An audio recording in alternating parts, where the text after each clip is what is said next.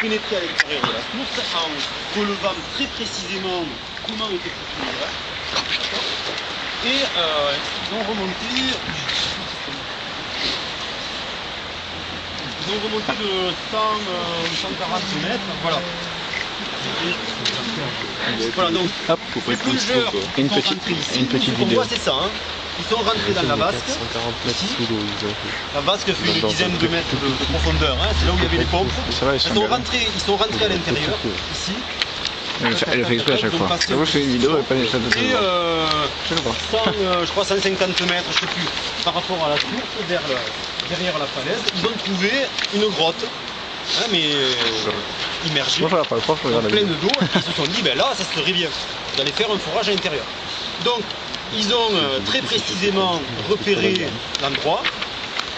Il y a d'autres techniques maintenant, ça consiste par exemple à mettre un barreau aimanté à l'intérieur et par des techniques géophysiques de surface, on arrive à repérer où est le barreau aimanté et on perce.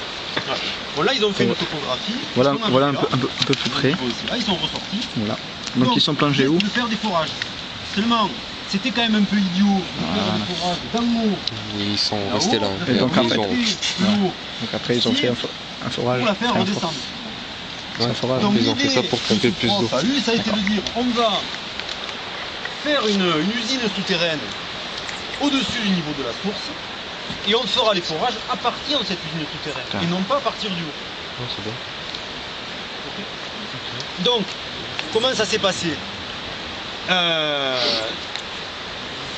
Donc au départ, il y a une galerie qui a été, un tunnel qui a été fait, on ira le voir, il est derrière le bâtiment, il part comme ça, derrière la falaise.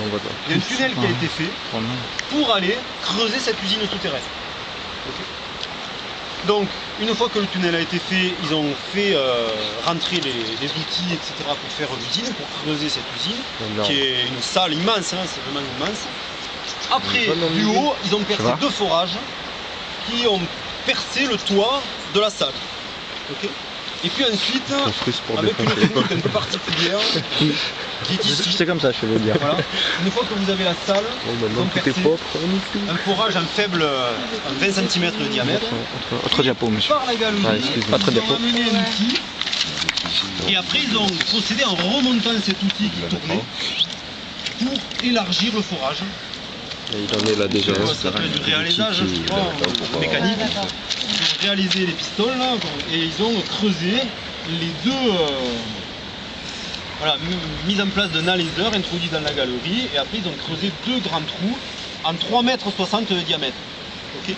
Actuellement, donc ces deux grands trous ici, il y en a un qui sert d'ascenseur pour les visiteurs, et l'autre qui sert de monte-char. Voilà. Une fois que ça a été fait, ils ont amené à l'intérieur de l'usine une foreuse, et la foreuse a fait 4 forages. Ici.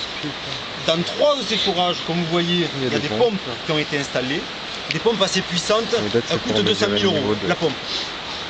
Il y en a une qui a été changée l'année dernière ou il y a 2 ans. Hein, voilà. Donc, ces pompes, elles ont un débit proche d'1 mètre cube seconde. Hein, c'est quand même assez costaud comme pompe, fabriquée en Hollande, je crois.